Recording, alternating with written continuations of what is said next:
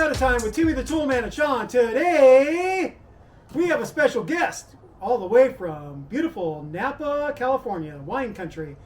His name is Dennis, and the way I met Dennis is he messaged me on Facebook and he said, "Hey Timmy, do you have a video on replacing an AC compressor on a LX470? And I said, "No, we don't." But then I inquired, I said, "Where do you live, Dennis?" And he says, "Napa." And I said, "Well, that's not too far away from San Jose. Would you like to come down to the Timmy the Toolman studios and make a video with us?" And he said, "Sure thing." I'm Dennis, and I'm here with Timmy the Toolman.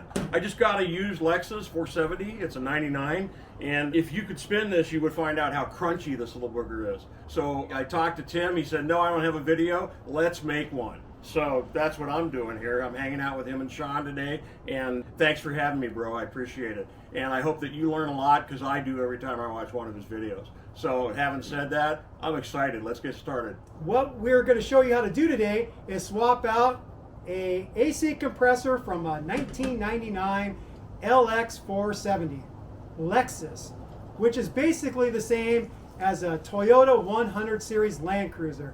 They're basically kissing cousins. So we're going to show you all the steps necessary.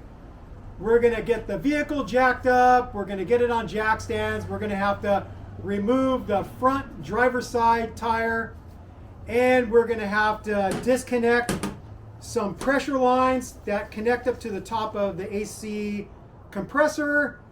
And then we have to disconnect an electrical connection. And there's 3 bolts you have to get at. There's one that's in the rear, there's one that's on the top front, and then there's one on the bottom front. And it's pretty hard to get in there, and we're going to show you the tools we use to get in there. The Toyota factory service manual suggests to remove the CV axle on the driver's side front. We decided that we weren't going to do that. We actually watched a video from this Pakistani guy, and it was pretty shaky, but we learned that you can actually get it out through the top right in front of the radiator fan shroud. We're going to show you the right orientation, and you can pull that sucker right out through the top. Then we're going to show you how to swap over the top plate, because this is just a plate for shipping. We have to put that plate back on. You got to put a little wire connector back on, and then you got to feed that AC compressor back in the same way you took it out, same orientation we're going to show you. And then you got to get all 3 bolts started and get them tight. You can't get a torque spec because you just can't get a straight shot. You're not going to get an accurate reading. We're going to show you how to get the low and high pressure sides back reconnected. And then we're finally going to show you how to get the system charged up again with some R134A Refrigerant. One thing that we did miss out on, and we suggest you replace, is the Desiccant Pack on the passenger side of the AC condenser. It was an afterthought, and I thought, okay, we could just grab it at the local Toyota dealer. Nope, nobody has it. I called local Lexus dealers, they didn't have it either. So we had to forego replacing the Desiccant Pack. And we'll discuss the importance of replacing the Desiccant Pack in the video. With all that said, let's get started with this job. The first thing we're going to do is we're going to remove the battery out of the vehicle to have more access to pull the AC compressor out. The battery bracket is held on with a 12mm bolt to the body here.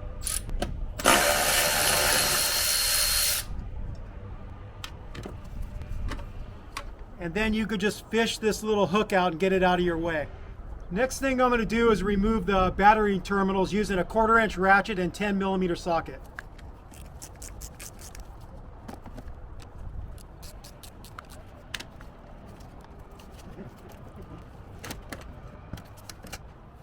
The next thing we're going to do to improve our access is to remove this upper engine cover. It's held on by 4 10mm fasteners.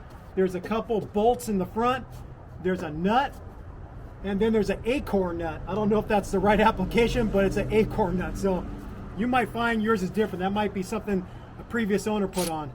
10mm.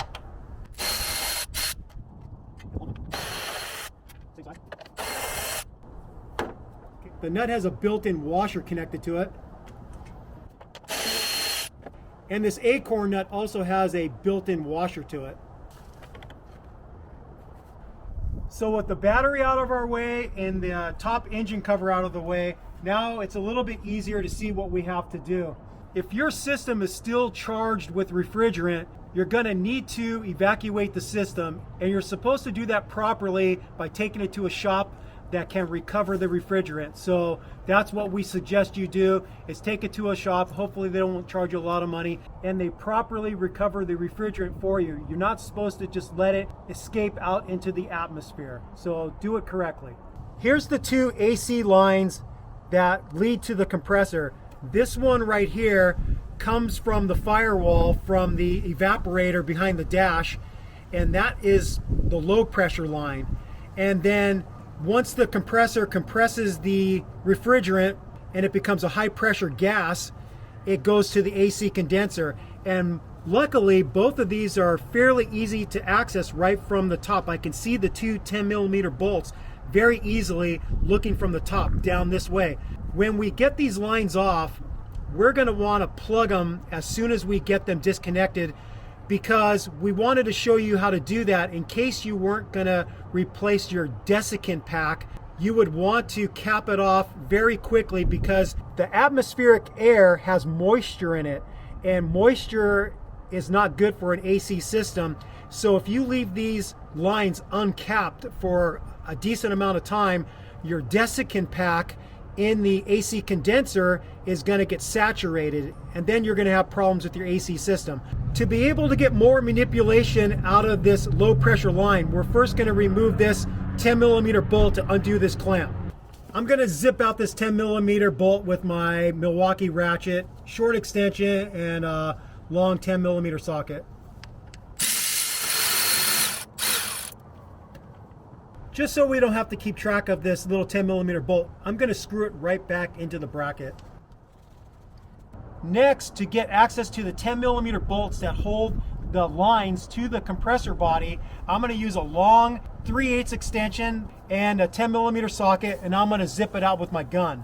Once I pull the line up, I'm going to choose a silicone plug like these to plug off the line so air from the atmosphere can't get into the system.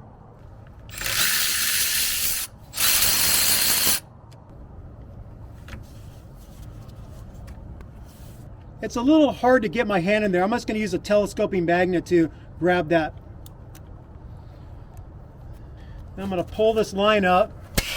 Still had a little bit of pressure in there. And then, let's see, maybe the red one's going to be the one to do it. Yep, that's going to fit nice and tight. Okay, so the low pressure line is now capped off, and now we're going to do the same with the high pressure line. You can see what it looks like with the low pressure line disconnected from the AC compressor. Now we're going to disconnect the high pressure line right next to it. I found adding another extension was beneficial so I can work comfortably way out here and so I can clear the body. So you want to use a pretty long extension.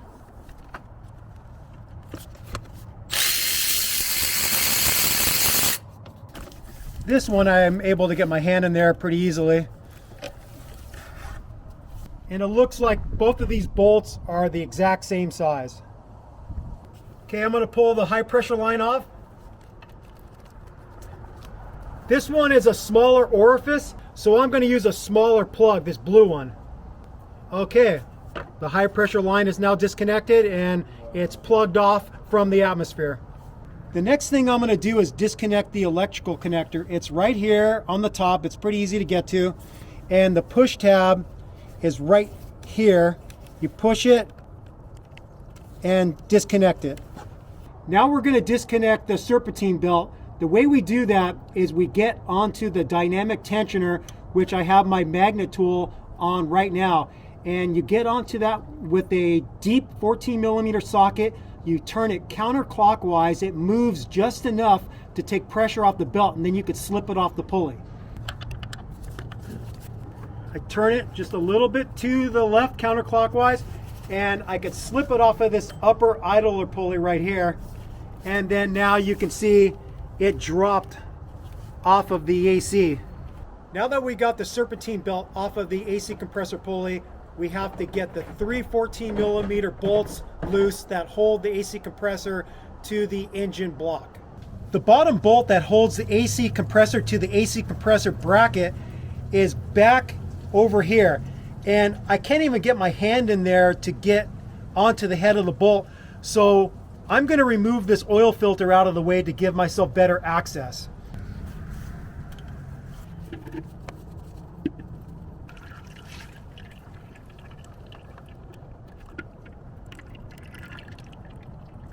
I'm draining it into a food grade measuring container, so we kind of got an idea of how much we're going to have to add back in. Or we literally could just pour this back in because this is a clean container. Using the replacement AC compressor as a guide, we can see the 3 bolts we have to get out. There's one on the top. This is the one closest to the AC condenser, and then you have one below, and that's the one that we removed the engine oil filter to have better access to get to. And then this back one, I spied it from looking from underneath the vehicle right alongside the CV axle, and I can spy that one from underneath. So those are the 3 bolts that you have to release to get this AC compressor out. What I'm using to access that lower 14 millimeter bolt is about an 8-inch wobble extension and using a 14 millimeter wobble impact socket, so you can see it articulates. I did a test fit and I'm able to get it on there using one of my left fingers as a guide to get it on there. So now I could feel that I'm on the head of the bolt. Then I'm just going to use a 3/8 ratchet and try to loosen this sucker. And that loosened pretty easy.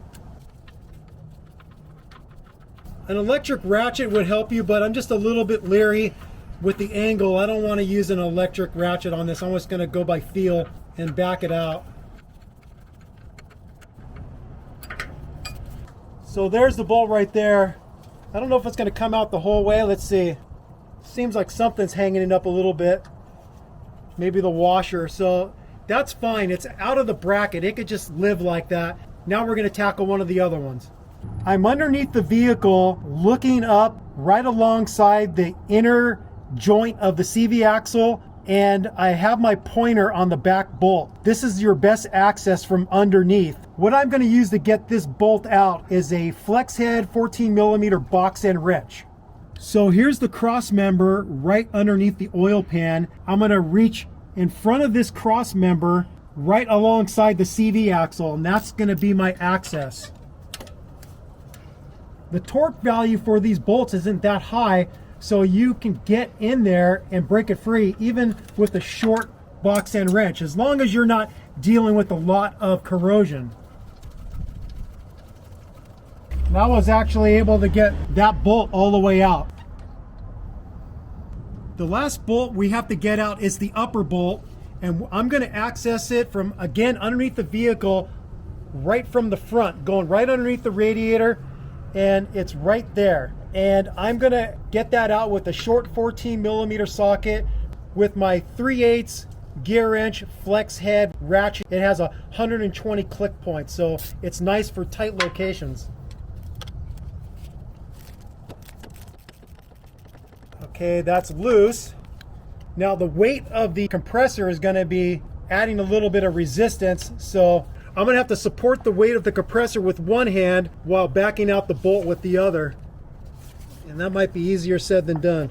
I'm going to see if I can get one of my Milwaukee ratchets on there to zip it out quicker, because it's a really long bolt.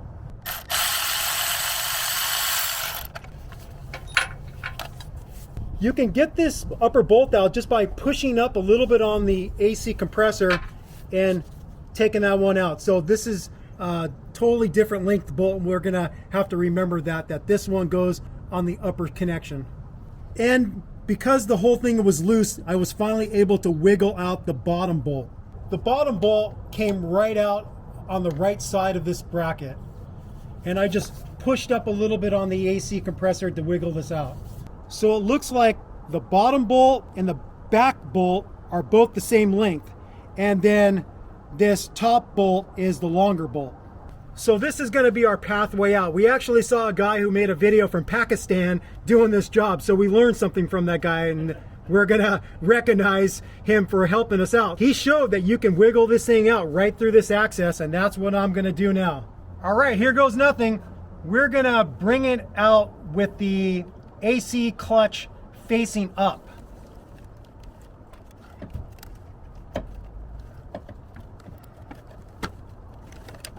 Gotta watch out for the electrical connectors. Let's see, the fan shroud would be nice to be out of the way, but let's see if we can wiggle this thing out.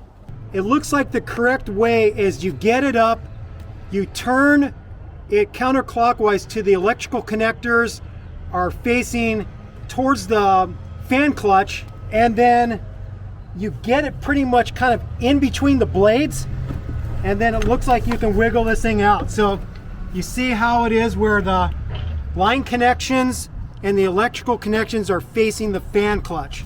So that's the way I had to orient it. So pull it up, AC clutch pointing up, rotate it to where the lines and the electrical connectors are facing the fan clutch, and then you can pull it out just like this.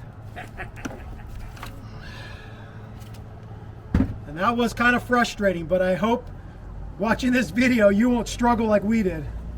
We have the old compressor next to the new compressor, and what we have to do is we have to take this plate off that allows the lines to connect to the compressor, and we have to swap over that plate over to this new one. This is just a plate that they use to ship it because there's some compressor oil in here. So this plate just keeps the compressor oil from leaking out. These are an Allen head bolt. There's 4 of them, and they are 6mm. I'm just going to use a 1/4" ratchet and a 6mm Allen socket.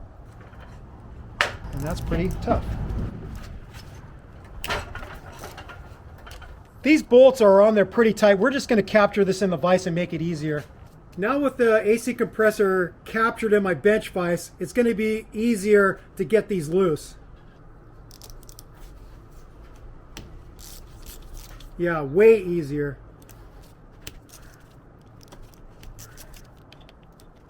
I'm going to zip them out the rest of the way with my Milwaukee gun. Just a shorty Allen bolt. There's also this bracket that secures the electrical line to this plate. It's an 8mm. I'm going to take it out with my 1/4" ratchet. And drop it. It's there. I see it. Well, the plate's off. There's the tiny little 8mm head bolt for that bracket. Here's the new AC compressor with the shipping plate. I'm going to take off this cap. This is the 3 gaskets you need. It's got the bigger gasket that seals this plate to the AC compressor housing, and then it's got the 2 different O-rings for the low pressure and high pressure side. The directions that come with the Denso AC compressor said this is under pressure. Why? I don't know. Maybe for testing. So I'm going to depress this Schrader valve in this hole, and I'm going to put a rag over it and not spray any compressor oil in my face. It didn't have much pressure. Yeah.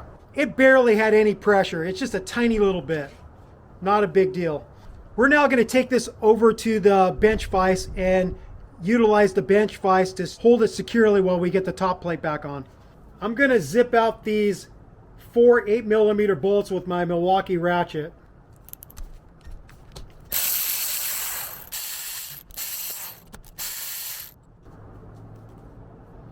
It comes with a seal already. Does that mean you have to replace it with the other seal? I'm sort of not getting it, but maybe to play it safe, we're going to use the gasket that came in the little plastic bag, and then maybe just give this one to Dennis to hang on to as a spare. But it seems like the gasket is already there and we don't need to replace it. Dennis did a good thing and did some research for how much compressor oil we're supposed to add to it before we install it. The technician at Denso said that it comes with approximately 6.9 ounces of compressor oil inside it. They tell you to dump it out, get all of it out, and then you add 2 ounces back in, and that's the proper amount to have in the AC compressor when you put it back on your vehicle. 2 ounces. So following the Denso directions, we're going to pour out what's in this AC compressor. We're going to pour it into a ramekin that you would make some type of dessert with. So pag oil is really tasty too for desserts. For your creme brulee. Yep. So let's see how much we get out of this thing. Look at that. I'm going to turn the clutch a little bit and see if that helps funnel out a little bit more of the pag oil. Wow. That guy knew what he's talking about. Okay, you get the idea. We're going to be letting this drain out just for a little bit more. Dennis looked up the conversion of cc's to ounces, and 2 ounces is equal to 59 point something cc's. I have a little 10 cc syringe. You can get them at a medical supply store. You can get them online. So you draw it back to where the top of the black plunger is equal to the line at the 10 cc mark, and then we're going to squirt it into the low pressure port, which is this big port right here.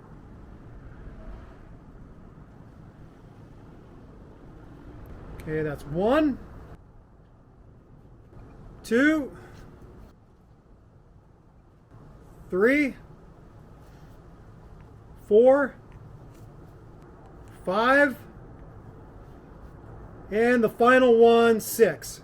That's 2 ounces added back into the compressor. This was the gasket that was underneath the shipping plate, and they decided to give us another one. Just to play it safe, we're going to go ahead and use the one that came in the plastic bag, and we're going to replace this one. So I'm just getting in there with a little pick tool to be able to grab it and lift it up.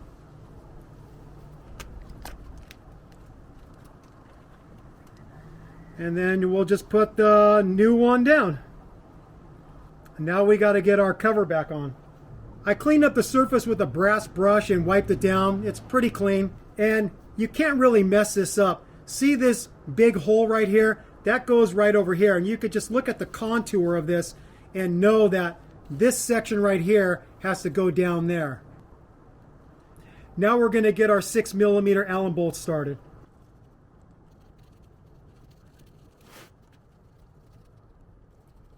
I'm going to get all these bolts touched down with my 1/4" ratchet and 6mm socket first. And then we're going to get our torque wrench on here. Just equally tightening them down in a crossing pattern. All right, all the bolts are touched down. They're snug.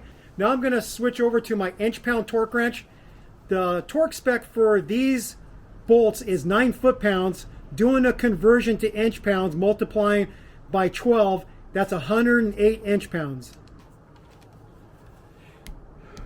Ooh, that already hit. It's not much.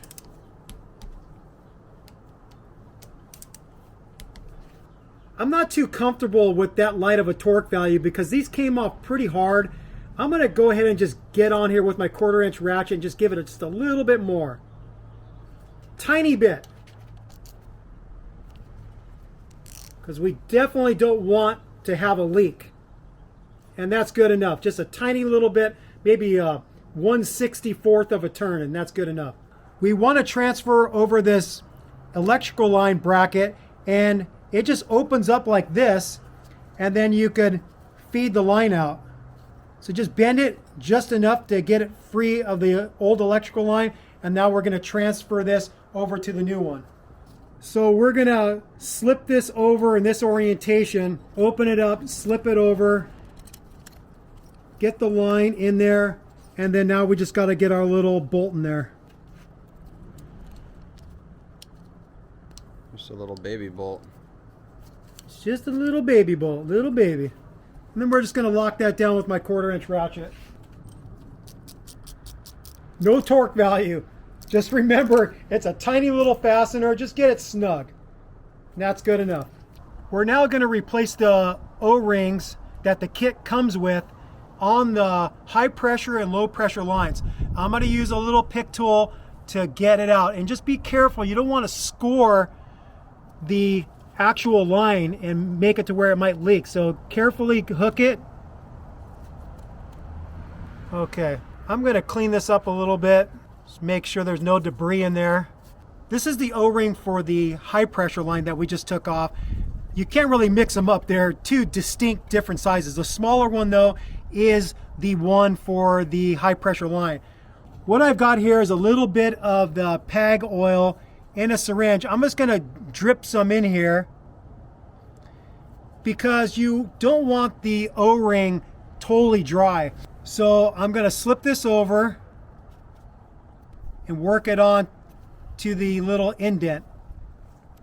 It's on there, and then I'm going to go ahead and put a little bit of PAG oil on the outside too.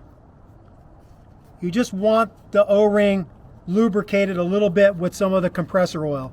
Now we're going to do the low pressure one.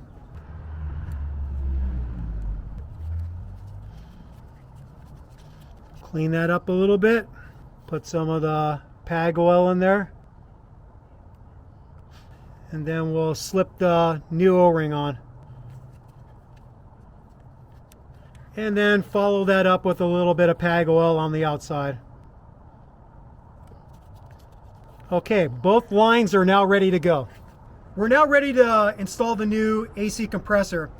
When I took the old one out, I actually bent this bracket, which is in front of this bolt hole, towards the body. I don't know if I'm going to have to do that this time to get it in, now that we know the proper orientation to get it back into the rig.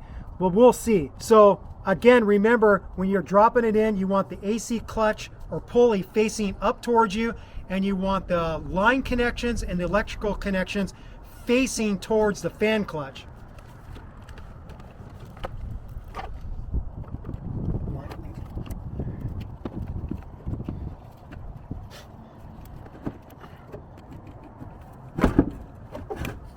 There it is.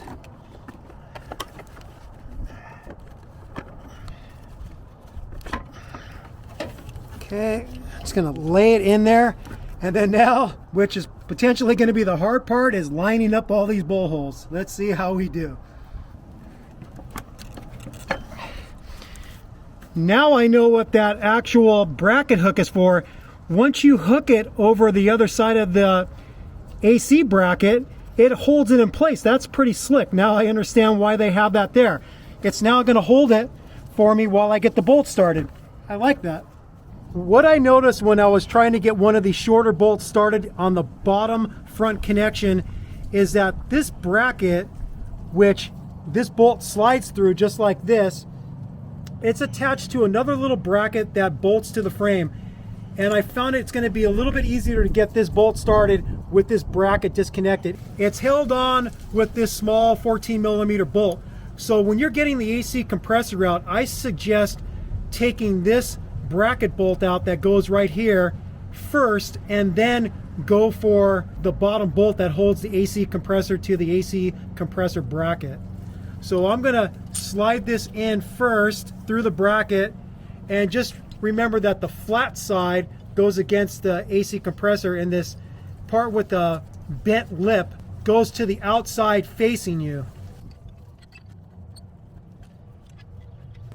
Maybe easier said than done to get this thing started. Tight squeeze. So using the same wobble extension and wobble 14mm socket, once you got the bolt slipped into the hole, you want to look up in this area and see how it's aligning with the bracket. With a headlamp or another flashlight, you could see clearly, and then you get it on there and then just start tightening it. And then once you remove this and the bolt doesn't fall out, you know you got the thread started. So I'm just gonna get this in the rest of the way.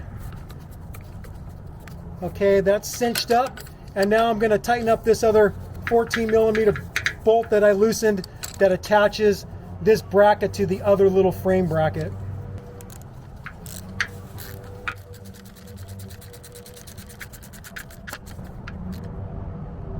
Okay, that's tight.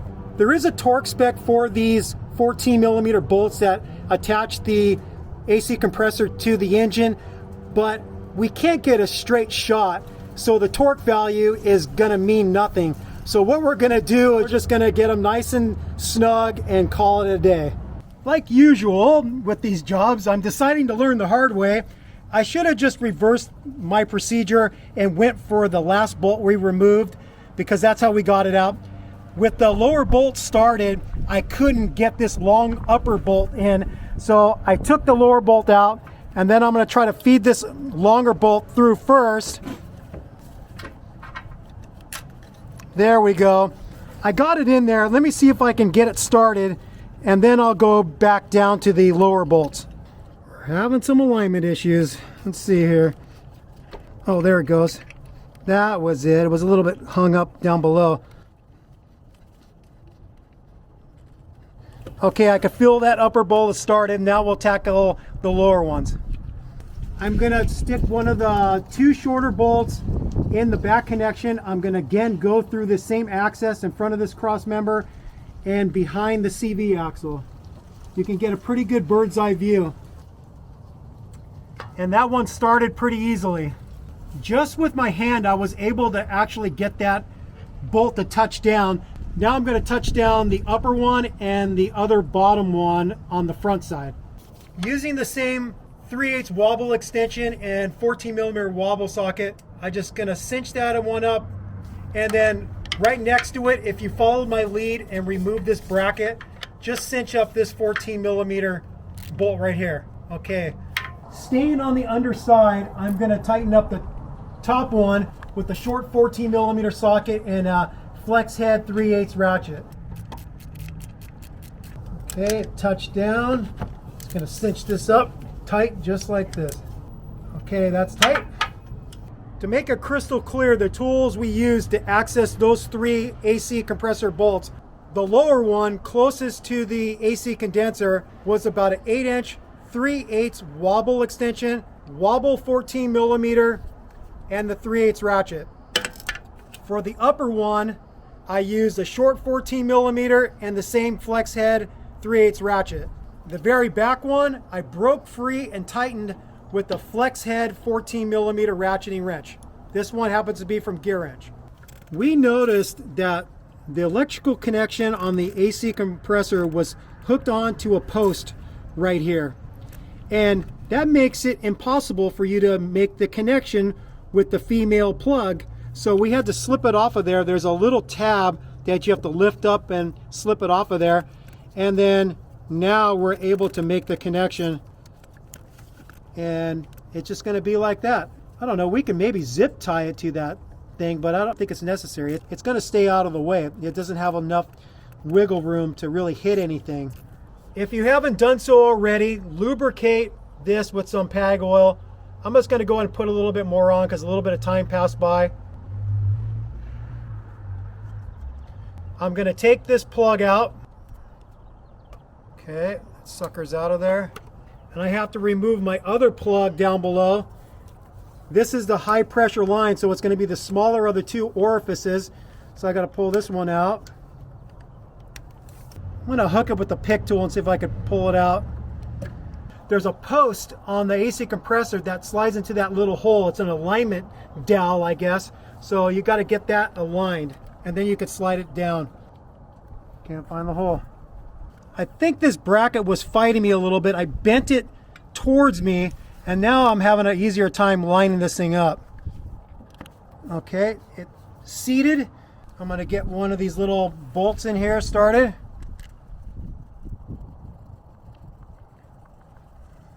Okay, that one started. Now I'm going to hook this plug with the pick tool, pull it out.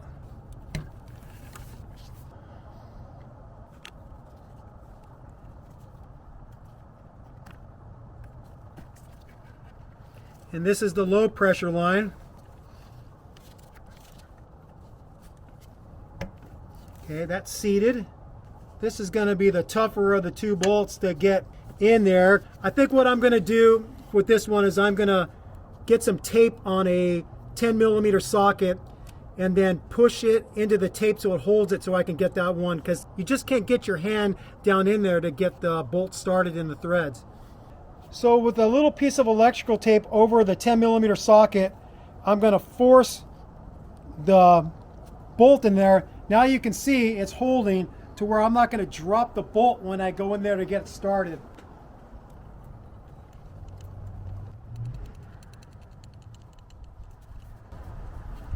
Is there a torque spec for these? Probably, but I don't think I'm going to worry about it. I'm just going to use my best judgment with this short little 1/4 inch ratchet. It's a very small fastener, so don't use too much torque. And that's good.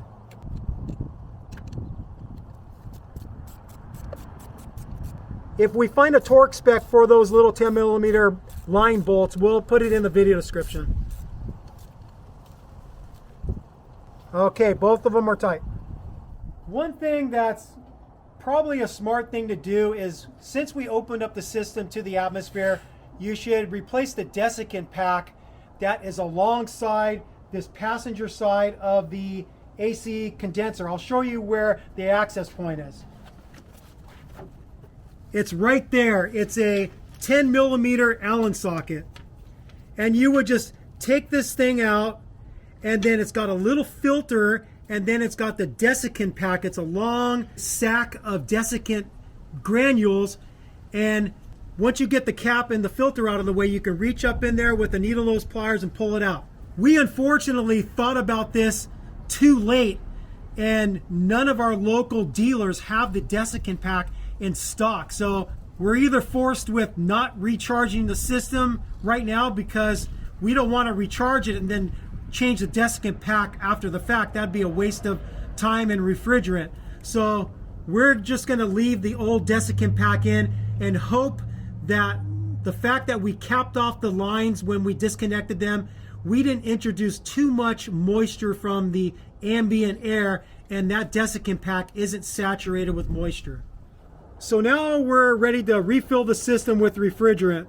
I have a AC manifold gauge set. This is what you should use to properly fill your system. Yes. You have your red, which is the high pressure side, and you have your blue, which is the low pressure side. And the lines are color coordinated. So you just get these on finger tight. You don't have to get them any tighter than that because they have O-rings. You'll notice that this yellow line, which is a supply line, has a valve in it, and this is the side that you want connected to the vacuum pump, because once you pull the vacuum on it, you can disconnect this and it will hold a vacuum on the system. So this is the side that you want to connect up to your vacuum pump. Depending on the type of AC manifold set you have, some of them are just a simple pull the collar back, put it onto the fitting, and you're automatically accessing the system. This has a little screw bar that you screw down, and it contacts the Schrader valve on the line and then allows you to access the system. So we're going to start with these backed off, and we're going to connect up the high pressure one right here. And they dumb it down for you. They have an H on it, which means high pressure. Another thing is that the fittings are a different size, so you couldn't connect up the low pressure connector to the high pressure port. It won't work. So you slide back this collar, and then you push it down, and then just confirm that it locks on. Pull back, and that's locked on. The low pressure one is over here on the passenger side, right next to the firewall. Again, start with this thing backed out, pull back the collar and push it down. Now what we want to do is we want to screw these down into where it's going to depress the Schrader valve in the line and allow the line to access the system. And this is for us being able to pull a vacuum on the system. Here's my vacuum pump. We have it set up on top of the rig because my line isn't long enough for it to reach the ground. We just have a foam pad in between her to protect this cooler on the front of the rig. It's got two ports. The smaller one is for the old R12 system. We don't want that one. We want to connect it up to the bigger one, which is for R134A. Let's get that hand tight. And now we're going to pull a vacuum on this, and you're going to see this needle go down like towards the 30. The low pressure gauge is a compound gauge, meaning it can read positive pressure and negative pressure, vacuum, and it's measured in inches of mercury. A lot of people don't really understand what they're accomplishing when they're pulling a vacuum on the AC system. You're not actually physically drawing out the moisture. That's not going to happen. What you're actually doing is lowering the boiling temperature of water. As you lower the atmospheric pressure, the boiling temperature is going to go so low that it's going to boil off at ambient temperature. It's a little bit of a cool day here in San Jose, so I don't know how effective that's going to be, but that's the theory. You're basically lowering atmospheric pressure so low that the water in the system, any moisture, will boil off. So you're not sucking it out. You want to open up both your valves. What these valves do is they isolate the lines. When you open these up, when I pull a vacuum, the vacuum pump's going to be pulling a vacuum on this line. It's going to go through the manifold, and then it's going to go through these valves that I just opened and down to the high pressure and low pressure lines. So that's what these valves do. It just isolates the manifold from the connections to the lines. So we're going to start the pump. How long you pull a vacuum is a little bit debatable. Some people say a half an hour, some say 45 minutes, some say an hour. We're going to do this for at least a half an hour and draw a vacuum on the system. Like we showed, we didn't introduce much ambient air into the system, so we probably didn't get much moisture to speak of into it. So we're going to let this sit for at least a half an hour pulling a vacuum.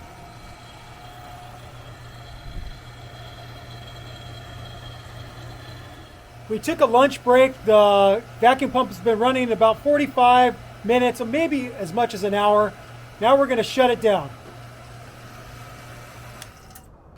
Now remember, because this has a valve on it, I should be able to disconnect this, and then I'm going to have Sean focus on the gauges, and you're going to see that it maintains a vacuum once I pull this line off.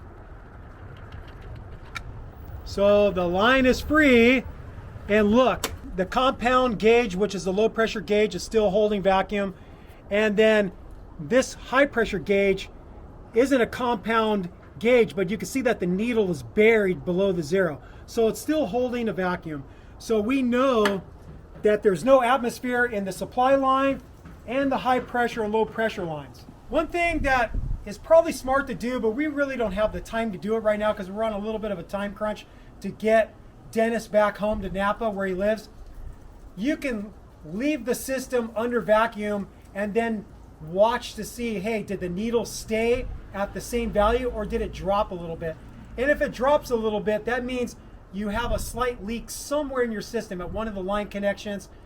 Maybe even if the O-rings are bad on your AC manifold gauge set, it could be coming in from there and you could be losing your vacuum. So that is something we suggest you probably do. Maybe let it sit for about an hour, make sure it's holding a vacuum, because if you just go right to refilling it and you do have a leak, well, then you're going to slowly lose your refrigerant, and then you're going to have to address the leak at some point. We know that Dennis's AC system was working fine, but he had a very crunchy sounding AC clutch. And so that was the reason for it. It wasn't because he had a leak in the system or the compressor wasn't working. It was because the clutch was just mangled and really rough. So now we're going to hook up our refrigerant and start charging the system. On all these Toyota and Lexus vehicles, you're going to have a sticker, and it's usually right on the body in front of the radiator or AC condenser, and it tells you the capacity and it tells you the type of oil it takes. This sticker actually says it takes ND8 oil, which is synonymous with PAG 46. They're the same oil. Looking at the maximum and minimum values for the refrigerant, it gives you the value in pounds. So it says the minimum is 2.2 pounds and the maximum is 2.42 pounds. When we convert pounds to ounces, because these cans come in ounces, when we do the conversion comes out to be almost 39 ounces. So we're going to use 3 of these cans and then just a little bit from a 4th can to get the system completely charged with the 39 ounces or 2.42 pounds. Being that we're in California, you might have a different type of connection at the top of your can. Other states don't have the same restrictions as California does when it comes to this refrigerant. It's known to contribute to global warming, and that's why they want to limit how much you let into the atmosphere. So I got this nice can tap, and you turn it all the way to the right to back off the little pin that depresses in here to get the refrigerant out. So you have it turned all the way to the right. I'll put a link in the video description to this one because it's a nice one. And then you just screw it onto the can. And then you hook this up to the service line. When you're filling the AC system, you can fill from the high side and you can fill from the low side. The warning I want to give you is if you fill from the high side, you can't have the vehicle on, thus having the AC compressor on, because the high pressure from the AC compressor can feed back into this line and rupture this can. So to expedite filling the system, it's quicker to fill it as a liquid through the high side first and then finish topping it off from the low side, and that's what we're going to do. We're going to get as much as we can get in via the high side and then transition to filling it from the low side in a gas form, not a liquid form.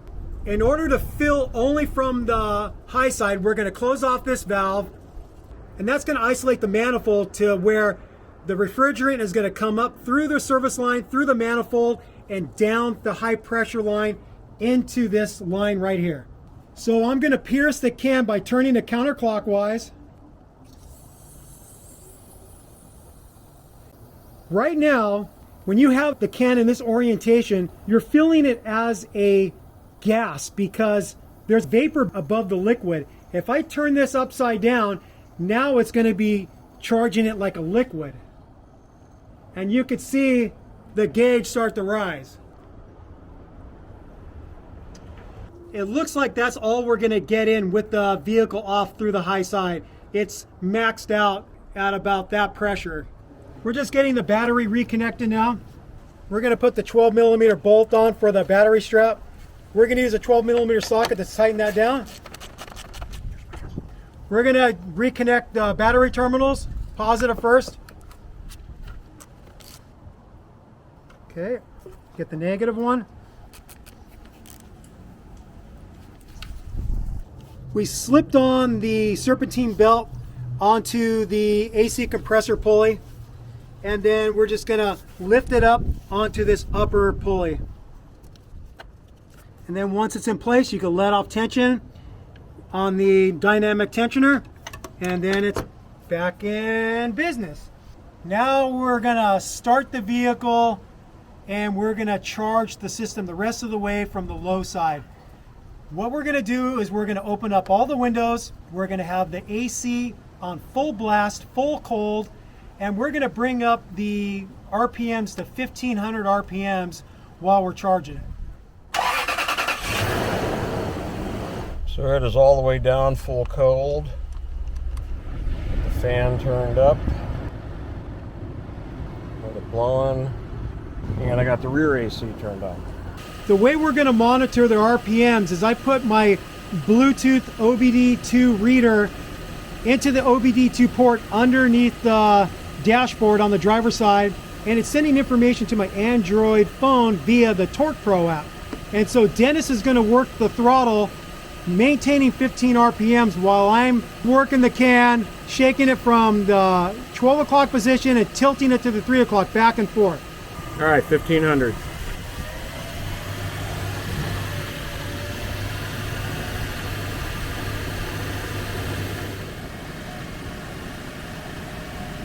And this takes a while. We have 3 cans of this to go through, plus a little more. So we'll be back when we get all 3 cans in. We've got approximately 39 ounces in there. When we looked at a chart that we looked up online, the chart said at about 70 degrees, which what it is in San Jose right now, your numbers on the low side should be somewhere between 25 and 35. And then the numbers on the high side, based off of the chart we saw, said 135 to 155. So we're in the ballpark, and you could take your last canister and do it by weight and be really precise. We didn't do that. We just did a little bit of guesstimation. We're in the right range on the low and high pressure side, and it's blowing cold on the inside of the cabin, so we're gonna call it good right there. And I'm gonna unscrew the little Schrader valve depression and disconnect this. I'm gonna close this off, and I'm going to retract this Schrader connection and pop this one off. And we are now done with recharging the system. So here's the result. We have the AC on full blast, windows closed, and we're getting somewhere in between like 45 and 50 degrees Fahrenheit. And this is just sitting here. I'm sure when it gets up to highway speeds, it will get even lower. And so yeah, right now it just dipped below 45. I would say it worked out.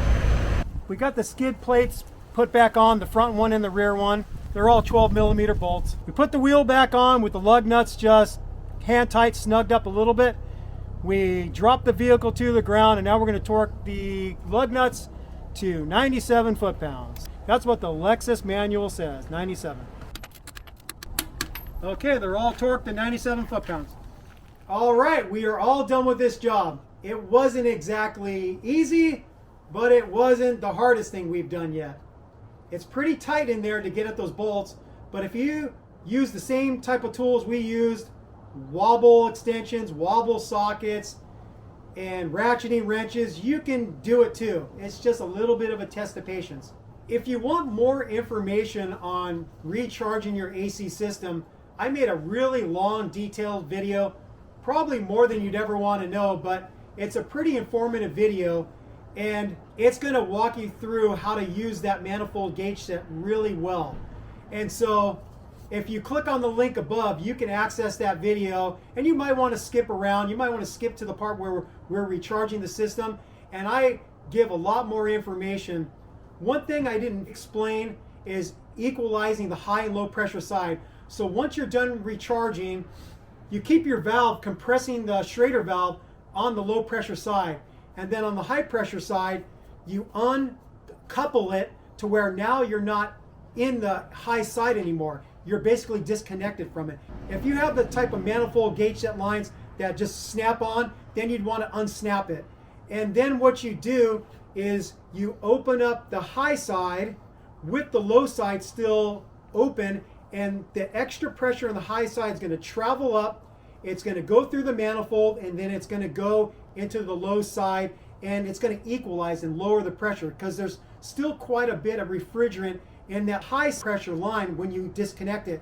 And this way, you're not going to be losing much refrigerant and compressor oil when you disconnect the lines from your manifold gauge set and put it away in your nice little case. If that's not clear, just go to that video, and I cover that very, very well, to the point where you're probably going to be banging your head against the wall because you're so bored. But I cover it really well, so you're not going to make an error if you actually watch that video. With all that said, we thank you for watching Toyota Time with Timmy the Toolman and Sean, and special guest Dennis from Napa. Thank you for watching. Thank you for subscribing. If you have any questions or comments, do that below. Take care. Bye-bye. Sick mods and cold AC. Peace out and bye-bye.